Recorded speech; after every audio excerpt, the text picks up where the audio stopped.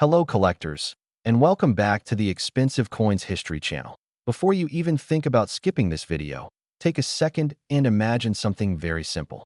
A coin, a tiny, copper-colored coin, the kind you've seen thousands of times. Maybe you've dropped one in a jar, maybe you've ignored one on the ground, maybe you've even handed one away without thinking twice.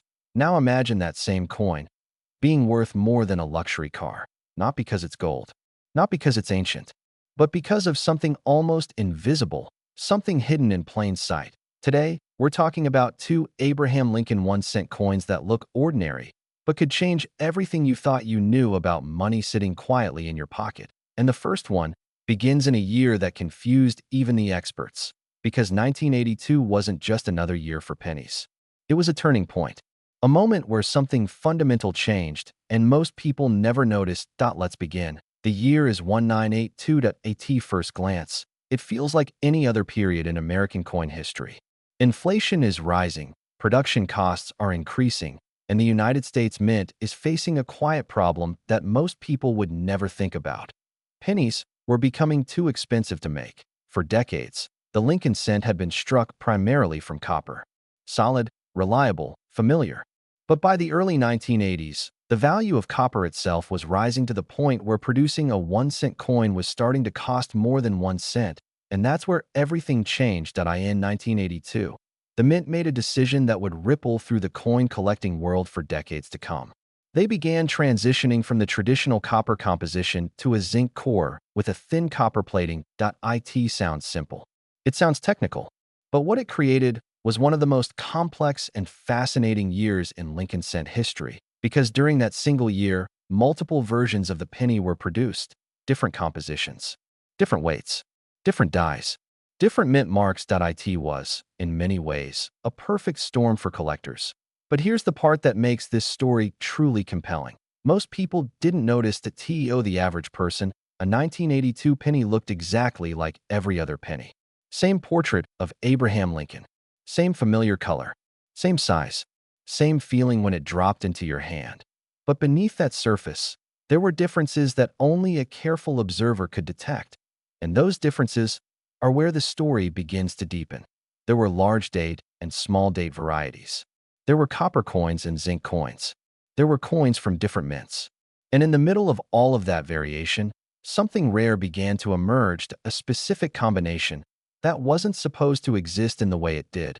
Collectors who study 1982 pennies often describe it as a puzzle. Not just a coin, but a system of variations that requires patience, knowledge, and sometimes a bit of luck. Imagine sitting at a table, under a soft light, slowly sorting through a pile of pennies. One by one, looking at the date, the shape of the numbers, the weight in your hand, the subtle color differences that hint at composition. For most people, that sounds tedious. For collectors, it's where the thrill lives, because every coin you pick up carries a question. What are you?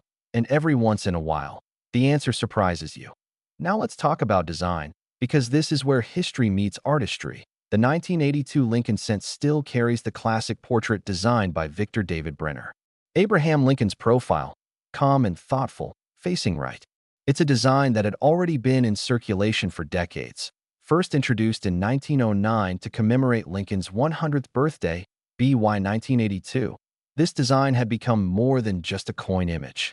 It was a symbol of continuity, a quiet reminder of American history, carried in everyday transactions. On the reverse, you have the Lincoln Memorial, introduced in 1959, a structure that itself represents memory, legacy, and permanence. So here, you have something interesting, a coin representing stability, being produced during a time of change, and that contrast is part of what makes the 1982 penny so fascinating. Because while the design remained consistent, everything underneath it was shifting. Now, let's step into the mindset of a seasoned collector. There's a story often shared among collectors about a man who spent years casually saving pennies. Nothing obsessive, just a habit. Every time he received change, he would toss the pennies into a jar. Over time, that jar became a box. Then multiple boxes. He wasn't searching for anything specific. He just liked the idea of holding on to coins. One day, out of curiosity more than anything else, he decided to go through them. Not quickly, not carelessly, but slowly. He had heard, somewhere, that certain years might be worth checking. And so he started with 1982.at first. It felt like a waste of time. The coins all looked the same. The differences were subtle, almost frustratingly subtle. But then something changed that he noticed the date looked slightly different on one coin. Smaller, more delicate. He waited. And that's when the quiet excitement began, because what he was holding didn't match what it should have been. Moments like that are what keep collectors searching, not because it happens often, but because it can happen. And when it does, it changes everything. Now here's where the suspense builds. Among all the variations of 1982 pennies, certain combinations are significantly rarer than others.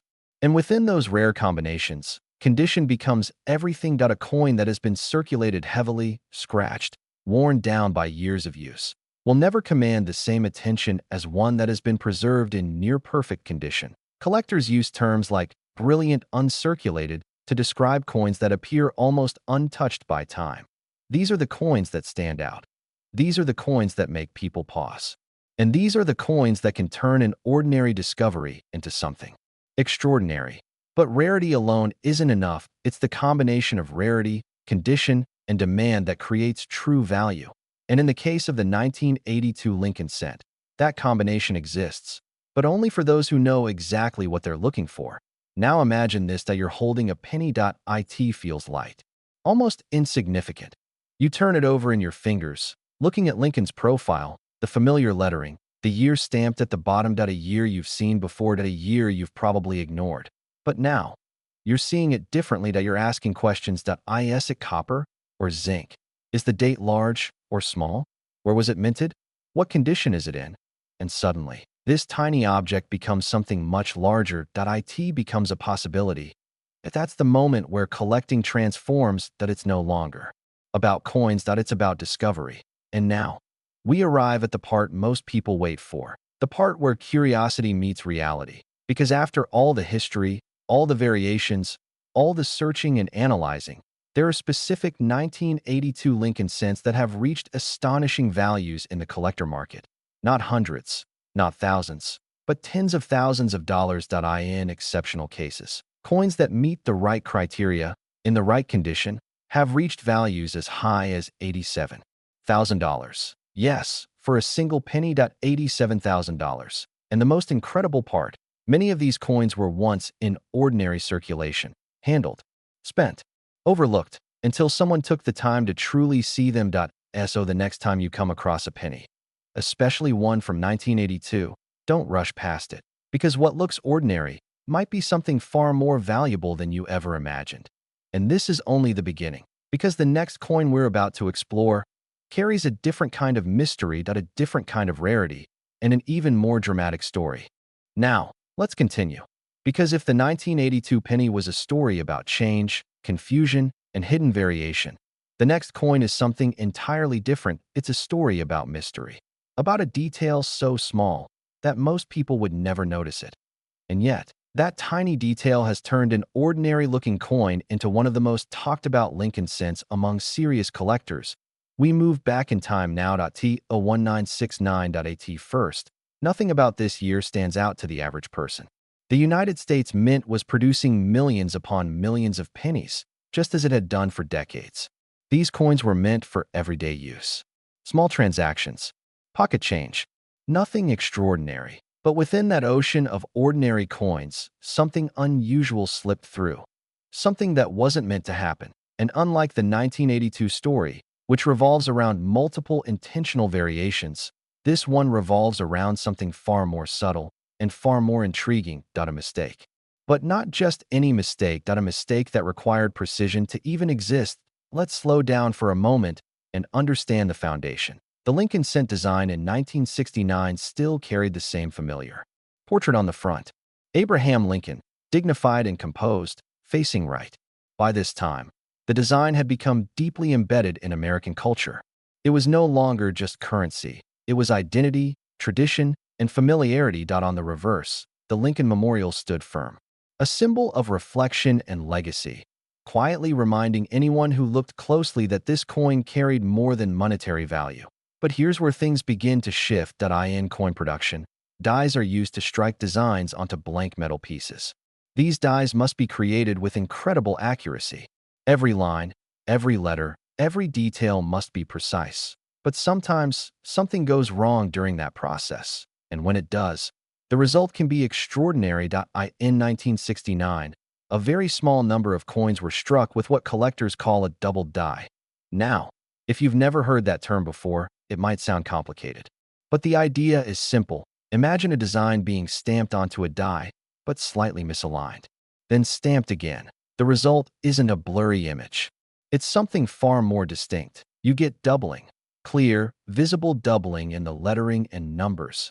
Not something you need a microscope to see, but something that reveals itself once you know where to look. And this is where the real story begins. Because among the 1969 Lincoln cents, there exists a version where this doubling is not just present, it's dramatic. The date, the lettering. Even parts of the design show a clear duplication effect. At first glance, it might look like a worn or damaged coin to someone unfamiliar. But to a trained eye, it's a signal, a quiet indication that this coin is not what it appears to be. Now let's add another layer, the D mint mark. This indicates that the coin was produced at the Denver Mint. And while that alone isn't rare, combining it with specific characteristics begins to narrow the field dramatically. Collectors often describe the hunt for coins like this as something closer to detective work than collecting. You're not just looking, you're analyzing, you're comparing, you're questioning. And most importantly, you're paying attention. There's a story often told in collecting circles about a retired schoolteacher who had developed a habit over decades. Every time she received change, she would set aside coins that looked slightly different, not valuable, not rare, just different. Maybe the color was off. Maybe the edges felt unusual. Maybe the date caught her attention for no clear reason. She didn't have expensive tools. She didn't consider herself an expert, but she had patience. Years later, while going through her collection, she came across a 1969 penny with a D mint mark. At first, it didn't seem remarkable, but something about the lettering felt unusual. She looked closer, and that's when she noticed it. The doubling. Not faint. Not questionable. Clear. Undeniable. The kind of detail that changes everything. Moments like that don't come with alarms or flashing lights. They come quietly. A realization that builds slowly, and then all at once. Now here's what makes the 1969 D story even more compelling. Not all doubled coins are valuable. Some are minor. Some are barely noticeable. Some are common enough that they don't attract serious attention. But the specific double die varieties from this era, especially when combined with the right mint mark and condition, are different. They occupy a space where rarity meets demand. And when those two forces align, value follows. But here's the catch. These coins are incredibly easy to overlook. To someone unaware, they might appear damaged or poorly struck. And because of that, many have likely been spent, lost, or ignored over the years. Think about that for a moment. How many coins pass through hands every single day? How many are dismissed without a second glance? And how many of those might carry details that only a trained eye would recognize? This is what makes coin collecting so fascinating, that it's not just about rarity, it's about awareness. Now let's talk about condition again, because just like with the 1982 penny, it plays a critical role here. A heavily worn coin, even with doubling, may not command extraordinary attention, but a coin that has been preserved, one that still holds its original luster, its sharp details, its clarity. That's where things change. Collectors aren't just buying coins, they're buying moments in time. And the closer a coin is to its original state, the more powerful that moment becomes. Now imagine holding a 1969 D Lincoln cent. You tilt it under the light. You examine the date, the letters, the edges, and then you see it. That subtle, unmistakable doubling. It's not loud. It doesn't announce itself, but once you see it, you can't unsee it. And in that moment, everything shifts, because what you're holding is no longer just a penny. It's a rarity. A conversation piece. A piece of history that slipped through the cracks of mass production.